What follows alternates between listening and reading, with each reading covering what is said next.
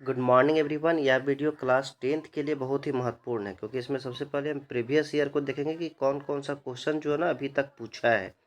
इस क्वेश्चन को देखने के बाद देखो ये जो टोटल देखो कितना बार रिपीट हुआ है, ये सब क्वेश्चन कितना बार रिपीट हुआ है। तो ये क्वेश्चन जो है ना बहुत ही ज़्यादा महत्वपूर्ण है क्लास 10th के लिए। इसके अलावा जो भी तैयारी करते हैं ना एनसीईआरटी बुक सभी को पढ़ना पड़ता है, तो सबके लिए मानो तो एक तरह से महत्वपूर्ण है, लेकिन क्लास 10th के लिए बहुत ही ज़्यादा महत्वपूर्ण है।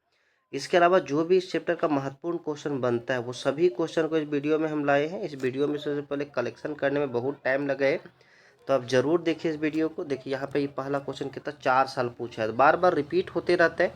तो हम लोग देखते हैं सबसे पहले यहाँ पे ये जो चैप्टर है ना वो क्लास 10th भूगोल का चैप्टर 1 संसाधन एवं विकास का टोटल 50 एमसीक्यू क्वेश्चन है। हम लोग जानते हैं जब एग्जाम होता है ना तो एमसीक्यू क्वेश्चन को भी पूछा जाता है, 30 एमसीक्यू क्वेश्चन रहते हैं। तो एमसीक्यू अगर फुल में फुल आना है तो चैप्टर वाइज जो है ना एमसीक्यू क्वेश्चन को आप प्रैक्टिस करते रहिए। और एक बार अगर वीडियो को देखते हैं ना तो ये जितना भी क्वेश्चन है सबका सब आपका याद हो जाएगा। तो आइए हम स्टार्ट करते हैं। वीडियो अच्छा लगे तो लाइक सब्सक्राइब जरूर कर लीजिएगा और अपने दोस्तों के पास भी शेयर कर लीजिएगा ताकि मेरा भी मनोबल बढ़ते रहे और आपका जो है ना ये क्वेश्चन का जितना भी सोल्यूशन है आपको अच्छा से समझ में है कि नहीं। यहाँ पे केवल 10th क्लास के नहीं, 7 से लेकर के 12th क्लास तक का जो भी चैप्टर है ना सबका वीडियो धीरे धीरे आता रहेगा। तो स्टार्ट करते हैं पहला क्वेश्चन से। देखो यहाँ समाप्यता के आधार पे संसाधन को 2 भागों में बांटा गया है, उनके नाम बताओ। समाप्यता किसको बोलते हैं? जो समाप्त हो जाता है। हम जैसे संसाधन को यूज किए, संसाधन किसको बोलते हैं? जो हमारी आवश्यकता को पूरा करता है। जैसे हम जिससे लिख रहे हैं ना, ये लिख रहे वो पेन है कि नहीं। तो ये पेन मेरा संसाधन है और ये संसाधन को हम यूज करते हैं, तब पेन देखो यूज करते करते करते धीरे धीरे एक समय क्या हो जाएगा, खत्म हो जाएगा। तो समाप्त हो जाएगा ना, तो वही समाप्यता के आधार पे जो है ना संसाधन को 2 भागों में बांटेगा। जैसे जल है या हवा है, हवा को हम कितना यूज करेंगे ना हवा कभी समाप्त नहीं होगा। तो समाप्यता के आधार पे संसाधन 2 प्रकार का होता है, एक जो खत्म हो जाता है और एक जो खत्म नहीं होता है। जो खत्म हो जाता है उसको बोलते हैं अनवीकरण, और जो खत्म नहीं होता उसको बोलते हैं नवीकरण। नवीकरण मतलब क्या होता है? जो हमेशा बनते रहता है। जैसे जल हो गया, हवा हो गया, पानी हो गया, ये सब क्या है कि हमेशा बनते, सूर्य का प्रकाश हमेशा बनते रहता है, सूर्य का प्रकाश कभी खत्म नहीं होगा, तो उसको नवीकरणीय बोलते हैं। जो खत्म हो जाता है उसको अनवीकरणीय बोलते हैं। तो वही पूछा है, साम्याप्यता के आधार पर संसाधन को 2 भागों में बांटा गया, उनके नाम बताओ। तो क्या हो जाएगा? नवीकरण और अनवीकरण। दूसरा क्वेश्चन बोला है संसाधन के अंधाधुंध शोषण। तो अंधाधुंध शोषण मतलब होता है अंधाधुंध प्रयोग। अंधाधुंध प्रयोग मतलब होता है जैसे तैसे यूज करना। जैसे मान के चलो संसाधन पेट्रोल मिला है, पेट्रोल को जो है ना खूब ज़्यादा हम गाड़ी में डालें, गाड़ी को इधर से उधर बिना मतलब का, बिना कोई काम का चलाते रहे, तो क्या होता है कि अंधाधुंध प्रयोग हो रहा है। जैसे जल है, पीने वाला जल ऐसे भी जानते हैं बहुत कम है, 1% है, और उस पानी को जो हम रोड पे बहाएं, ऐसे बहाएं, तो क्या क्या होगा, एक समय ऐसा आएगा कि पानी की समस्या उत्पन्न हो जाएगी। तभी अंधाधुंध शोषण करने से जो है ना वैश्विक परिस्थिति की संकट आता है। और किस तरह का संकट आ सकता है? तो यहाँ पे ऑप्शन है भूमंडलीय तापन, ओजोन परत अपक्षय, पर्यावरण प्रदूषण, इनमें से सभी। तो सभी तरह का दिक्कत हो सकती है। जैसे मान के चलो खूब ज़्यादा पेट्रोल को हम यूज करें, है कि नहीं। और पेट्रोल को यूज करने से क्या होता है, खूब ज़्यादा उससे गैस रिलीज होगा, टेम्परेचर बढ़ जाएगा, तापमान बढ़ जाएगा। तो होगा क्या कि जो बर्फ़ है हिमालय पर्वत पे बर्फ़ पिघल जाएगा, और बर्फ़ पिघलने से क्या होता है कि उसमें बाढ़ आ जाएगी, नदी में बाढ़ आ जाएगी पूरा। ये वैश्विक तापमान हो जाएगा, है कि नहीं। इसके अलावा खूब ज़्यादा संसाधन का प्रयोग करते हैं तो ओजोन परत भी छेद हो जाता है, क्योंकि सीएफसी गैस अगर निकलता है तो उससे ओजोन परत भी छेद हो जाता है। तो यहाँ पे अंधाधुंध प्रयोग करने से जो है ना इस सभी तरह का समस्या उत्पन्न हो जाता है। पृथ्वी का तापमान बढ़ जाता है, पर्यावरण प्रदूषित हो जाता है, ओजोन परत में छेद हो जाता है। तो क्या होता है? इनमें से सभी। अगला क्वेश्चन है, क्वेश्चन को पढ़ने में जरूर आप लोग को टाइम लगे, क्योंकि सब एक क्वेश्चन का जो ऑप्शन है ना सबका हम एक्सप्लेनेशन करेंगे, तो ताकि यहाँ पे 50 क्वेश्चन जो है ना 200 क्वेश्चन बन सके, है कि नहीं। तो अच्छा से आप लोग ध्यान से सुनते रहिए। तीसरा क्वेश्चन देखो क्या बोला है, और ये सब क्वेश्चन पूछा गया, ये देखो 2023 में पूछा है, 2023 में पूछा है कि नहीं। और ये प्रीवियस ईयर अगर क्वेश्चन आप देखे होंगे ना तो देखिए ये सब 23 में पूछा गया था, ये 22 में पूछा गया है। तो तीसरा क्वेश्चन, पवन और सौर ऊर्जा। पवन मतलब क्या होता है? गतिशील हवा को पवन बोलते हैं। सौर ऊर्जा मतलब सौर से, सूरज से मिलने वाला ऊर्जा। ये संसाधनों बहुयता भारत में किस राज्य में अधिक पाई जाती है? मतलब ये पवन ऊर्जा और सौर ऊर्जा कहाँ पे ज़्यादा मिलता है? तो देखो ये पवन ऊर्जा जो होता है ना, ये सौर ऊर्जा, सूर्य का प्रकाश ज़्यादा कहाँ मिलेगा? जहाँ पेड़ पौधा कम होगा, है कि नहीं। पेड़ पौधा कम होगा तो सूर्य का प्रकाश डायरेक्ट उस पृथ्वी पे आएगा। तो वो जो है ना राजस्थान, राजस्थान में पेड़ पौधा बहुत कम होता है, छोटा छोटा होता है, पत्ता तो ना के बराबर होता है। तो यहाँ पे सबसे ज़्यादा सौर ऊर्जा जो है ना कहाँ पे मिलता है? तो राजस्थान में। कहाँ पे? राजस्थान में। हवा भी तेज वहीं पे चलता है, क्योंकि ये जो पेड़ पौधा होता है ना, ये क्या करता है? हवा को रोकता है कि नहीं? तो जहाँ पे खाली इलाका होता है ना, वहाँ पे पवन भी बहुत तेज गति से चलता है। तो ये पवन ऊर्जा और सौर ऊर्जा ज़्यादा कहाँ पे है? तो याद रखिएगा राजस्थान। और गुजरात भी है, लेकिन गुजरात ऑप्शन में नहीं है, तो राजस्थान में गुजरात रहता तो राजस्थान में गुजरात मारते हैं कि नहीं। अगला है कि पवन द्वारा मैदान अथवा बालू क्षेत्र में मृदा को उड़ा ले जाने की प्रक्रिया क्या कहते हैं? जो पवन है ना, पवन मतलब हवा, हवा जो है ना, ये बालू को जो उड़ा के ले जाता है तो उसको पवन अपर्दन बोलेंगे, क्योंकि ये पवन के द्वारा किया गया है, तो उसको क्या बोलेंगे? पवन अपर्दन। अगला क्वेश्चन है यहाँ पे, पवन अपर्दन याद रखिएगा। अगला उत्पत्ति के आधार पर, उत्पत्ति मतलब क्या होता है? ये ओरिजिन मतलब ये कहाँ से जन्म हुआ है इसका। उत्पत्ति के आधार पर संसाधन को कितना भागों में बांटा गया? 2 भागों में। उसका नाम बताओ। तो उत्पत्ति के आधार, ये जैव और दूसरा अजैव। जैव मतलब क्या होता है? जो जीवित जीवित वस्तु से जन्म लिया, और अजैव मतलब जो मृत वस्तु है कि नहीं? जो मृत है, जैसे मान के चलो आप लोग बोले पेड़ पौधा, वो क्या है? जीवित है। तो ये जैव संसाधन हो गया। अगर बोले सड़क, इमारत, है कि नहीं, सूर्य का प्रकाश, ये सब क्या? अजैव है, निर्जीव है। तो ये 2 तरह का संसाधन होता है, एक जैव या तो अजैव। अगला है, निम्न में से रैगुर मृदा किसे कहा जाता है? रैगुर मृदा काली मृदा को कहा जाता है। किसे कहा जाता है? काली मृदा का एक और नाम है जिसको रैगुर मृदा भी कहा जाता है। जलोढ़ मृदा, ये सबसे ज़्यादा मात्रा में पाया जाता है। लेटेराइट मृदा, ये इसमें सबसे अधिक किसका खेती होता है? काजू की खेती होता है कि नहीं। झारखंड में सबसे ज़्यादा लाल और पीली मिट्टी पाए जाते हैं। और भारत में सबसे ज़्यादा कौन सा मिट्टी पाया जाता है? जलोढ़ मिट्टी। अगला है, जून 1992 में ब्राजील के किस शहर में प्रथम अंतर्राष्ट्रीय सम्मेलन हुआ था? तो ब्राजील का एक शहर था जिसका नाम था Rio de Janeiro. Rio de Janeiro में जो है ना, प्रथम अंतर्राष्ट्रीय सम्मेलन हुआ था। नाम क्या है? Rio de Janeiro. इसे प्रथम अंतर्राष्ट्रीय सम्मेलन या पृथ्वी सम्मेलन के नाम से जाना जाता है कि नहीं। कब हुआ था? 14 जून 1992 में। अगला है, पंजाब में भूमि निम्नीकरण का मुख्य कारण क्या है? तो ये पंजाब जो है ना, हिमालय पर्वत के आसपास है, यहाँ पे खूब ज़्यादा गेहूं का उत्पादन होता है। गेहूं में सिंचाई करते करते जो है ना, सिंचाई के कारण जो है ना, सबसे ज़्यादा यहाँ पे क्या हुआ है? भूमि निम्नीकरण हुआ है, तो अधिक सिंचाई के कारण। अगला क्वेश्चन हम देखते हैं, क्वेश्चन नंबर 9। क्वेश्चन नंबर 9 देखिए क्या बोला गया है। निम्न में से किस प्रांत में सीढ़ीदार या सोपान खेती होता है? तो सीढ़ीदार खेती जो है ना, जनरली पर्वतीय इलाका में होता है, क्योंकि पर्वत वाला इलाका में जो है ना, खेती करने में दिक्कत होता है। यहाँ पे अगर कोई चीज़ की खेती करेंगे ना, तो पानी सीधे नीचे आ जाएगा। तो यहाँ पे जो है ना, सीढ़ी बना करके खेती किया जाता है। तो वही पूछा गया है कि सीढ़ीदार या सोपान खेती जनरली कहाँ पे होता है? तो उत्तरांचल या उत्तराखंड में। कहाँ पे होता है? उत्तरांचल या उत्तराखंड में। ये भी देखो कब पूछा गया था? 15 में, 22 में, 18 में, ये 3 साल पूछा गया है कि नहीं। अगला क्वेश्चन देखते हैं, ये भी 3 साल पूछा गया, 14, 18, 20। ये महत्वपूर्ण क्वेश्चन है कि नहीं। निम्न में से किस राज्य में काली मृदा पाई जाती है? तो काली मृदा जनरली जो है ना, गुजरात, महाराष्ट्र इस एरिया में काली मृदा पाई जाती है। तो ऑप्शन में गुजरात है, तो गुजरात हो जाएगा। अगला है, ज्वारीय ऊर्जा निम्नलिखित में से किस प्रकार के संसाधन है? तो ज्वारीय ऊर्जा जो होता है ना, ज्वार किसको बोलते हैं? समुद्र है, समुद्र में जो पानी ऊपर उठता है ना, इसको ज्वार बोलते हैं। और एक तरह से जो है ना, नवीकरणीय संसाधन, ये कभी खत्म नहीं, क्योंकि जब तक समुद्र रहेगा ना, तब तक ये ज्वार चलेगा, है कि नहीं। तो क्या हो जाएगा? पुनः पूर्ति होगी, इसी को नवीकरण भी बोला जाता है। अगला है, पूर्वी तट के नदी डेल्टाओं में किस प्रकार की मृदा पाई जाती है? तो नदी डेल्टा जो होता है ना, डेल्टा जैसे मिट्टी नदी है, नदी के साथ अपने साथ मिट्टी जो काट के लाते हैं, उस मिट्टी को जलोढ़ मिट्टी बोलते हैं। तो ये डेल्टा के पास किस प्रकार की मिट्टी पाया जाएगा? जलोढ़ मिट्टी।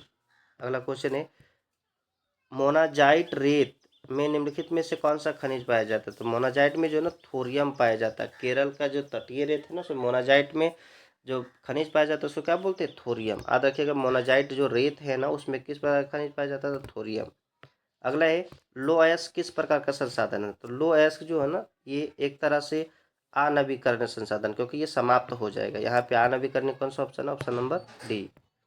अगला हम लोग देखते हैं, संसाधन खाली स्थान, यहाँ पे बीच में कुछ नहीं तो खाली स्थान है, ये खाली स्थान है ना। संसाधन का परिणाम है। संसाधन किसका परिणाम है? तो देखो, कोई भी संसाधन जो है ना, मानव के द्वारा ही बनता है, क्योंकि ये जैसे हम जो पेन लिख रहे हैं, वो कौन बनाया? मानव। तो खनिज संसाधन जो है ना, मानव प्रक्रियाओं का परिणाम है। किसका परिणाम है? मानव प्रक्रियाओं का परिणाम है।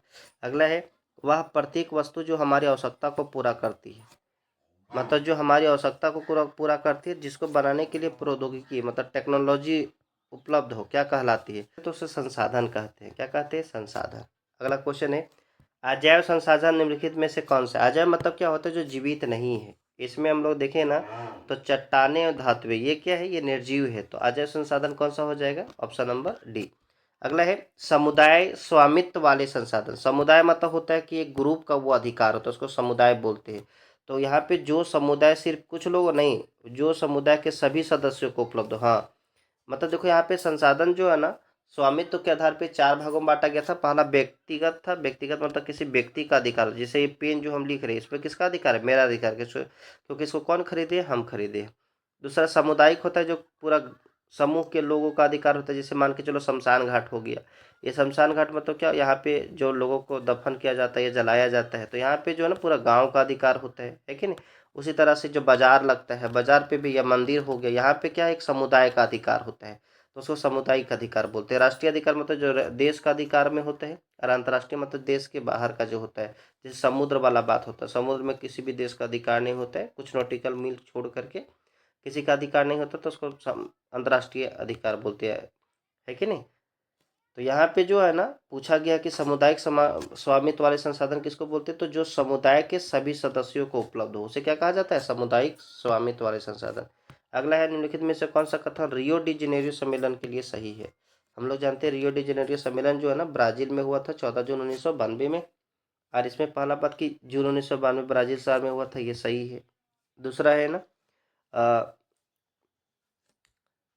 100 से अधिक राष्ट्र अध्यक्ष एकत्रित हुए थे, ये बात भी सही है। तीसरा, नेताओं ने भूमंडलीय जलवायु परिवर्तन जैविक विविधता पर एक घोषणा पर हस्ताक्षर किया था, हाँ, जिसको एजेंडा 21 भी कहा जाता है। ये तीनों बात सही है, तो क्या हो जाए? उपरोक्त सभी। अगला है किन प्रदेशों में खनिज और कोयले का प्रचुर भंडार है? तो यहाँ पे खनिज और कोयला का प्रचुर भंडार जो है ना मेनली झारखंड, मध्य प्रदेश, छत्तीसगढ़, ये तीनों राज्य में है। तो क्या हो जाए? Option number C. अगला है राजस्थान और गुजरात में कौन सा संसाधन? ऊपर भी देखे थे ना कि पवन और सौर ऊर्जा जो है ना राजस्थान और गुजरात में ज़्यादा मिलते हैं। अगला क्वेश्चन है क्वेश्चन नंबर 22। भूमि निम्नीकरण का मुख्य कारण क्या है? मतलब भूमि खराब होने का। वनोन्मूलन मतलब पेड़ को काटते हैं उससे भी भूमि खराब होता है, क्योंकि पेड़ जो होता है ना, पेड़ पौधा जो होता है ना, मिट्टी को पकड़ के रखता है। अगर पेड़ काट देते हैं तो मिट्टी को पकड़ के नहीं रखता है, मिट्टी हवा के द्वारा, पानी के द्वारा ये बह के चला जाता है। अति पशुचारण, पशु को भी चराते हैं तो इससे मिट्टी खराब होता है। यहाँ पे घास है, पशु क्या करता है, ये घास के पूरा जड़ सहित बाहर निकाल देता है। अब ये मिट्टी को जो है ना पकड़ के रखने वाला कोई बचता नहीं, तो ये मिट्टी खराब होता है। तो अधिक पशुचारण से भी मिट्टी खराब होता है। खनन, जैसे खोद दिए तभी मिट्टी नहीं खराब हो, खोद करके मिट्टी इधर बाहर कर दिए, यहाँ पे अच्छा मिट्टी था, इस पे खराब मिट्टी जाके लाद दी है कि नहीं। सिंचाई, सिंचाई लिखा गया, सिंचाई होगा तो सिंचाई से भी मिट्टी खराब होता है, क्योंकि बहुत ज़्यादा सिंचाई करते हैं ना तो ये मिट्टी क्या होता है, बह के चला जाता है। तो ये सभी रीजन से जो है ना मिट्टी खराब होता है। तो क्या हो जाएगा? ऑप्शन नंबर डी, उपरोक्त सभी। अगला है 23। भूमि निम्नलिखित की समस्याओं को सुलझाने के उपाय है। तो यहाँ पे पूछा गया है ना कि भूमि जो है ना निम्नलिखित में से समस्याओं को सुलझाने का उपाय है। वन रोपण मतलब ये भूमि निम्नीकरण को सुलझाने का उपाय लिखा गया है। तो यहाँ पे भूमि को तुम कैसे बचा सकती हो, तो यहाँ पे ऑप्शन 1 है वन रोपण। हाँ ठीक है, इससे भी बचा सकते हो कि वन रोपेगी ना तो यहाँ पे पेड़ मिट्टी को पकड़ के रहे। चारा वो गाहों पर प्रबंध, हाँ, चारागाह जैसे मान के चलो भूमि पे चराती हो तो बदल बदल के चरा, ताकि यहाँ पे घास जो है ना उग सके। पेड़ों की रक्षक में, हाँ, इससे भी बचा सकते हो। यहाँ पे कोई जमीन है, इसमें पूरा पेड़ लगा दो पूरा बाउंड्री में, है कि नहीं, तो इससे बच सकता है। पशुचारण तथा खनन पर नियंत्रण, हाँ, इससे भी करके बचा सकते हो। ये सब तरीका जो है ना भूमि निम्नीकरण को बचाने का उपाय है। तो क्या जो उपरोक्त सभी। अगर वीडियो अच्छा लगे तो सब्सक्राइब जरूर कर लीजिएगा और अपने दोस्तों के पास भी शेयर कर दीजिए। अगला है ज्वारीय ऊर्जा निम्नलिखित में से किस प्रकार का संसाधन है? ज्वारीय ऊर्जा, ज्वारीय ऊर्जा किसको बोलते थे? अभी ऊपर भी देखे थे ना, समुद्र से जो पानी उठता है उसको ज्वार बोलते हैं। किस प्रकार का संसाधन? तो ये एक तरह का नवीकरणीय संसाधन, क्योंकि ये कभी खत्म नहीं होगा, है कि नहीं। अगला है 98 लिखा गया, इनमें इनमें हो जाएगा, टाइपिंग में मिस्टेक थोड़ा सा है, थोड़ा मैनेज कीजिए। इनमें से किस राज्य में काली मृदा मुख्य रूप से पाई जाती है? तो काली मृदा जो है ना राजस्थान के नीचे जो है ना, ये अगर आप देखिएगा यहाँ से, ये गुजरात से महाराष्ट्र, इधर राजस्थान नहीं, गुजरात से महाराष्ट्र जो है ना इधर वाला रीजन में काली मृदा पाई जाती है। तो काली मृदा मेनली महाराष्ट्र, यहाँ पे कौन सा राज्य है? महाराष्ट्र, है कि नहीं, तो महाराष्ट्र में होगा। अगला है जलोढ़ मृदा इनमें से कहाँ पाई जाती है? तो जलोढ़ मृदा मेनली जो है ना उत्तर प्रदेश, कहाँ पे? उत्तर प्रदेश, बिहार, पश्चिम बंगाल, है कि नहीं। इसके अलावा पंजाब, पश्चिम बंगाल, असम, ये सब में कौन सा मृदा पाई जाती है? जलोढ़ मृदा। तो यहाँ पे ऑप्शन में कौन सा? उत्तर प्रदेश। तो क्या हो जाएगा? उत्तर प्रदेश। अगला, झारखंड में सबसे अधिक कौन सी मृदा पाई जाती है? तो झारखंड में सबसे अधिक लाल एवं पीली मृदा। लाली मृदा को पीली मृदा कहा जाता है। जब ये मृदा भीग जाती है तो उसको पीली मृदा भी कहा जाता है कि नहीं?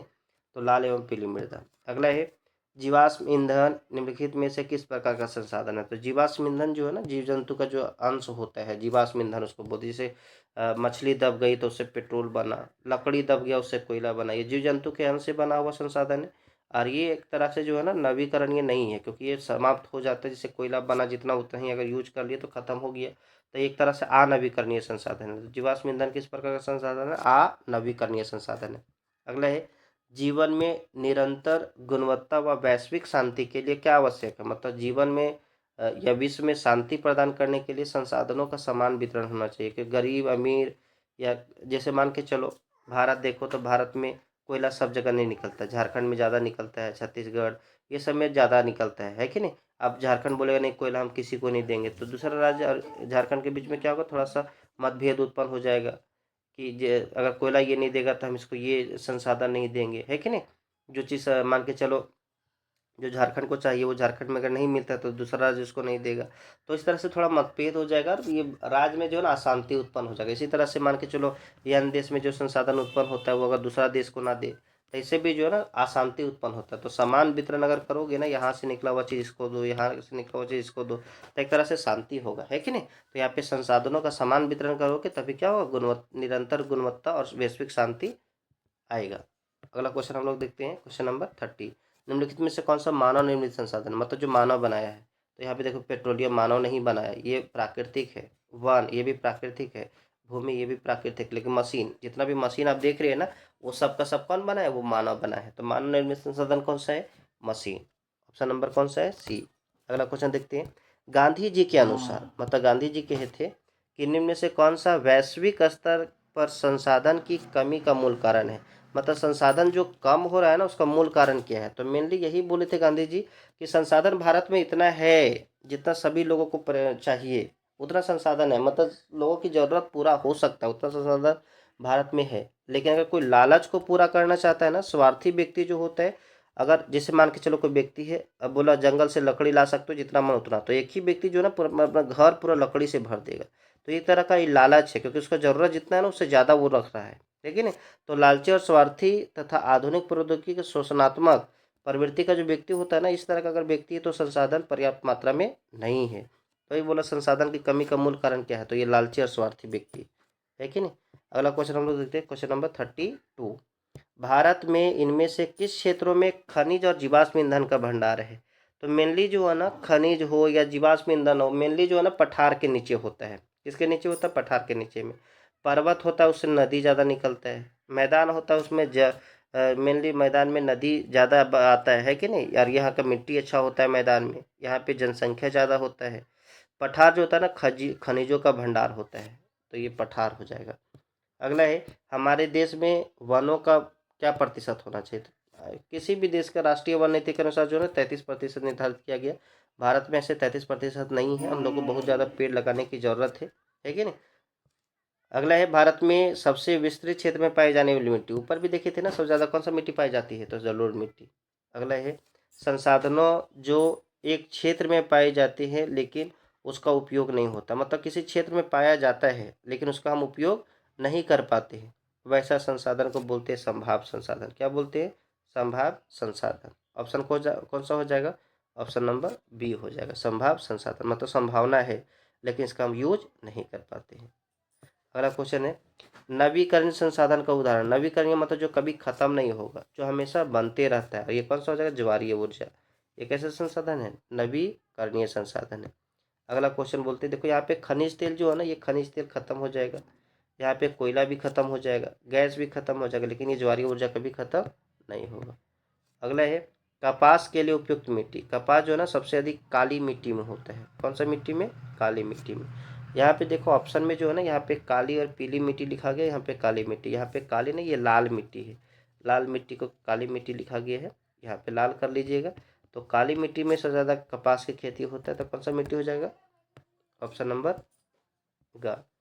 अगला है, सड़कें तथा नहरें किस प्रकार का संसाधन है? तो सड़कें तथा नहरें जो है ना, ये व्यक्तिगत किसी व्यक्ति का अधिकार नहीं होता सड़क पे, या विकसित तो इसका प्रकार ही नहीं है। तो यहाँ पे जो है ना राष्ट्रीय, क्योंकि सड़क जो है ना राष्ट्र के अंतर्गत आता है। कोई भी एक व्यक्ति या एक समुदाय के लोग जो है ना ये नहीं बोल सकते कि ये सड़क मेरा है, यहाँ से कोई नहीं पास कर सकता है कि नहीं। तो यहाँ पे ये राष्ट्रीय संसाधन है।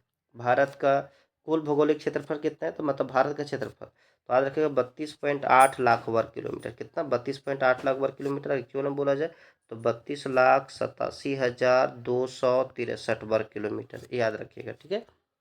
अगला है, किस कमीशन ने सतत पोषणीय विकास की अवधारणा प्रस्तुत किया था। तो यहाँ पे एक कमीशन था जिसको बोलते ब्रुंटलैंड कमीशन। ये जो था ना सतत पोषणीय विकास की अवधारणा प्रस्तुत किया था। अगला है, किस प्राकृतिक संसाधन का भंडार सीमित है, मतलब ये कम मात्रा में पाया जाता है। खनिज, पवन ऊर्जा तो कहना नहीं। पवन मतलब जो हवा होता है ये अनलिमिटेड है। सौर ऊर्जा, सूर्य का प्रकाश हमेशा आएगा। जलीय ऊर्जा, जल भी बहुत ज़्यादा है। लेकिन ये खनिज तेल जो है ना ये कम मात्रा में है, तो वही बोला कि भंडार सीमित है। तो कौन सा हो जाए? खनिज तेल। अगला है, सौर ऊर्जा निम्नलिखित में से कौन सा संसाधन है? ये कैसा संसाधन है? सौर ऊर्जा जो है ना, सौर मतलब ये सूरज से मिलता है। किस तरह का है? ये हमेशा रहेगा, कभी खत्म नहीं होगा। ये नवीकरणीय हम बोल सकते हैं। नवीकरणीय को पुनः पूर्ति योग बोलते हैं, है कि नहीं। तो यहाँ पे क्या हो जाएगा? पुनः पूर्ति योग। अगला है, उत्तरी भारत में सबसे आम मिट्टी कौन सा है? तो उत्तरी भारत में जलोढ़ मिट्टी, क्योंकि उत्तरी भारत का निर्माण जो है ना नदी के द्वारा किया गया है। नदी के द्वारा लाए गए अवसादों के द्वारा। और वहाँ पे कौन सा मिट्टी? तो याद रखिएगा जलोढ़ मिट्टी, है कि नहीं। Option number D. बस 5-6 क्वेश्चन और बचे हैं। किस मिट्टी में लोह धातु की अधिकता होती है? लोह धातु मतलब लोहा की अधिकता होती है। तो ये लाल मिट्टी जो है ना, क्योंकि इसका रंग लाल होता है। और हम लोग जानते हैं लोहा जो होता है ना गर्म होने के बाद लाल हो जाता है। तो वही लाल मिट्टी में कौन सा मात्रा, किस धातु की मात्रा होता है? लोह धातु की। तो लोह धातु की अधिकता किस मिट्टी में? लाल मिट्टी में। अगला है, काजू सबसे अधिक किस मिट्टी में होता है? तो काजू जो है ना लेटेराइट मिट्टी में सबसे अधिक काजू की खेती होती है। इसके अलावा लेटेराइट मिट्टी में चाय और कॉफ़ी का भी खेती होता है। लेटेराइट मिट्टी जो है ना केरल जो है ना, केरल में सबसे ज़्यादा लेटेराइट मिट्टी पाया जाता है कि नहीं। इसीलिए केरल को मसालों का राज भी कहा जाता है।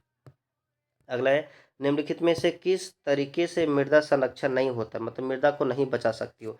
तो पट्टी कृषि। पट्टी कृषि क्या होता है? अलग अलग तरह का खेती किया जाता है। जैसे यहाँ पे गेहूं लगा दिया, यहाँ पे मक्का लगा दिया, यहाँ पे धनिया। इससे होता क्या कि हवा की गति में अवरोध आता है, क्योंकि यह ऊंचा आ गया फिर नीचा हो गया तो हवा ऊपर नीचे होता है ना, जिसके कारण हवा की गति धीरे हो जाती है। तो ये मिट्टी उड़ता नहीं है, मिट्टी बचा रहता है। समोच्च रेखीय जुताई मतलब क्या होता है? अच्छा से जुताई करना। समोच्च रेखीय, जैसे मान के चलो ये ढाल वाला भूमि है तो यहाँ पे क्या है, यहाँ पे इस तरह से जोत दिए तो क्या होता है कि यहाँ पे जहाँ पे ढलाव आ रहा है वहाँ पे हम फसल लगा दिए, है कि नहीं। और ये जोत दिए किस तरह से? ये समूच रेखीय जुताई जो होती है तो इस तरह से क्या होता है कि हर जगह पे अवरोध आ जाता है। अगला रक्षक मेखला, जैसे ये खेत है और पूरा यहाँ पे हम लगा दे पौधा, है कि नहीं। तो इससे क्या होता है कि जल बह करके नहीं जाते हैं। इसके अलावा हवा इससे उड़ा के नहीं ले जाता है। तो ये सब तरीका से जो है ना हम मिट्टी को बचा सकते हैं। लेकिन ये ढाल पर ऊपर से नीचे की ओर हल चलाना ये गलत तरीका है। जैसे मान के चलो इस तरह का ढाल है और हल जो है ना हम हल इसी तरह से अगर चला दें, जिस तरह से ढाल है उसी तरह से हम हल चला दें, इसी तरह से हल चला दें तो एक तरह से और दोंग बन जाएगा और यहाँ से और मिट्टी भागेगा, है कि नहीं। तो ये गलत तरीका है। अगला है 47, किस मृदा में नमी धारण करने की क्षमता अधिक होती है। तो नमी मतलब जैसे मान के चलो 4 मिट्टी हम रखते हैं और पानी चारों मिट्टी में हम रखे और जिस तरह आटा सानते हैं ना, आटा में पानी मिलाते हैं तो आटा में क्या होता है कि एक लिमिटेड पानी देता है। ऐसा नहीं ना कि 1 किलो आटा में हम 3 डब्बा पानी डाल सकते, नहीं ना।